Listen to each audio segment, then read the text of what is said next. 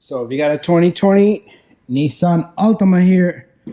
I believe this is okay. It doesn't say what model. Okay, just a Nissan Altima, and it's a 4-cylinder vehicle. What we're gonna do is we're gonna change the oil. So let's put up our stand here. This is the little guy, which attaches right there. So it attaches right there. So what I like to do is open this so the air can get travel in there. And then also, can I see if I get this off by my hand? If I can't, then I use a wrench or something of this manner right here, because we don't want to went some air into the system there. I'm gonna have to get something else. With the one hand, this is what I got. So once you open this up, you're gonna let air into the system.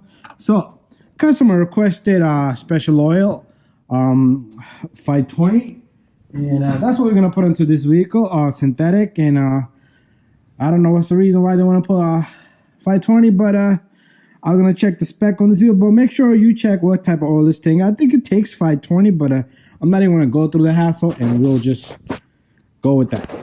So I got the vehicle up in the air, and we got this fork here. You got this big cover over here, so it's not gonna allow you to do oil change. So what you need to do is, I like to remove these clips. Okay, gonna use a fork like that, and they're all around. Okay, around the whole goddamn cover here. So let them fall if they want to fall.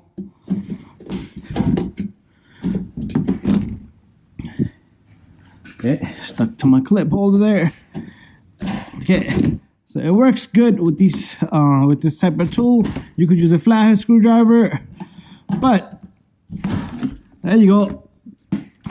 Once you take them all off the side, if you're missing any, like this one's missing, okay, you don't need to take out the front end of it. So we could just fold this guy right here. So we got a filter right here, 4612, and we got the oil drain plug right there. We got a small transmission leak, but that's fine. Anyways, let me set up my camera here. Okay, so what we have here is you need a 14mm here, just like that. Oh, I caught that guy. Anyway, it's gonna shoot at you, so be careful. Try to aim it properly. And if you look at this, this is a transmission, so you don't want to touch that. So what we're gonna do is we're gonna open this drainer, and look at that. It's like a sludge. Okay. So, anyways, we're gonna give this guy a good 20 minutes. And then we're gonna take out the filter. So let's leave it there and give it a moment to drain out. So the key there is give it a good 20 minutes. It's been a good 20 minutes. Make sure you check your drain plug for any damages, thread damages, anything like that. So I rotated the tires on this vehicle as well. And I fixed the flat while this thing was draining. So catch the threads, and we're gonna lock this up, okay? Don't go crazy. You don't want to strip the threads. Just hand tight, snug, nice and snug. What we're gonna do is I'll move my drain bucket down here this way. So right on this side, bring our light over so we can see it better. See this filter? This is the engine oil filter. Very simple. Just grab this guy, turn it counterclockwise. Okay, this wrench here is crappy, but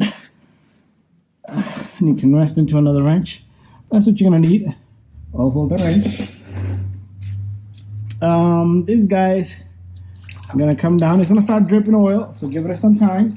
So meanwhile, we got this filter over here, 4612 per liter. Take a little bit of clean oil and put all around this seal here. And the reason why you want to do that is so it can slick onto the housing. If you don't do that, the rubber is gonna grip it and it's gonna try to break itself off. So we're gonna take this filter off completely. So you can have quite a bit of oil. So make sure this seal comes off with it, with your filter. Give it a moment. Once we're done, we're gonna talk about this cover here. I hooked it up to the front, so you can hook it up to make your life easy. Okay, so this is almost ready. A lot of people like to put oil into the filter, but usually if it's straight, I do that. If it's sideways, but it's not really necessary. I mean, you should do it, but I don't think it's gonna make too big of a difference. And Okay, once it's all done, you want to wipe off. Make sure you wipe off the area right here. And once it started, if you want to wait longer, you can wait longer, but customer is ready to come back almost, so we're gonna put this back together and just hand tighten this guy. That's all you're gonna do. Hand tighten this guy. Let me grab one of my tissues on the floor here. We're gonna wipe off this excessive oil.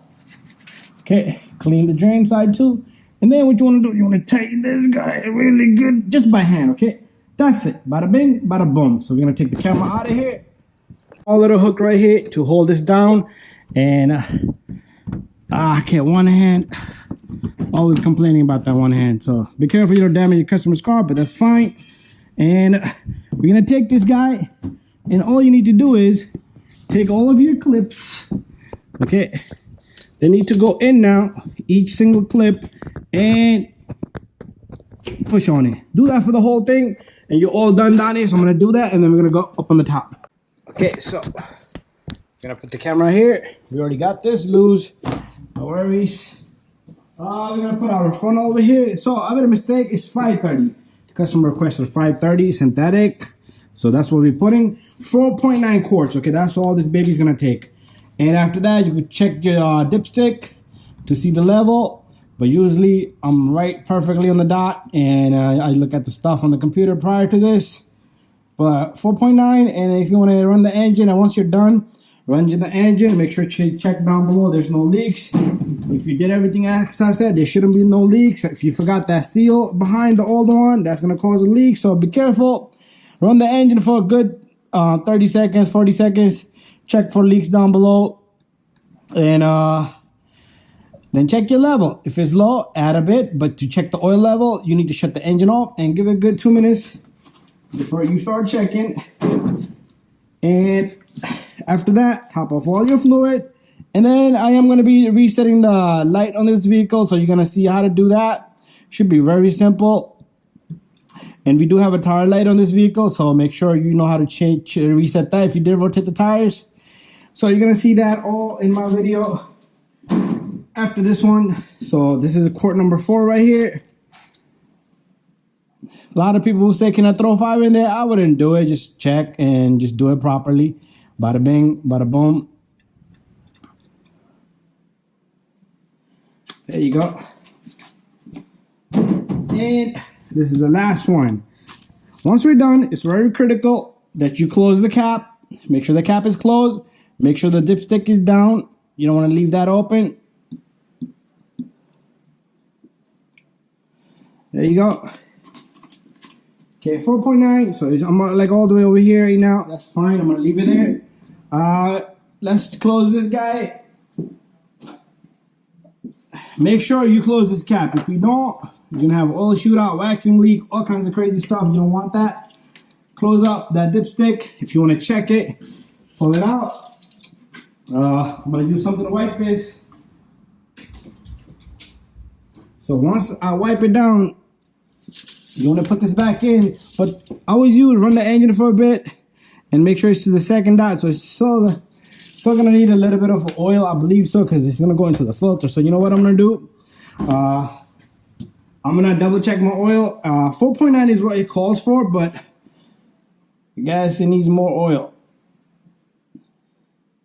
Some of it needs to go into the engine filter. There you go. Should be done there. Anyways, I'm going to close this baby up. And we're going to move on to resetting the light. And that's going to be another video. Make sure you check that out. Thank you for watching this guy.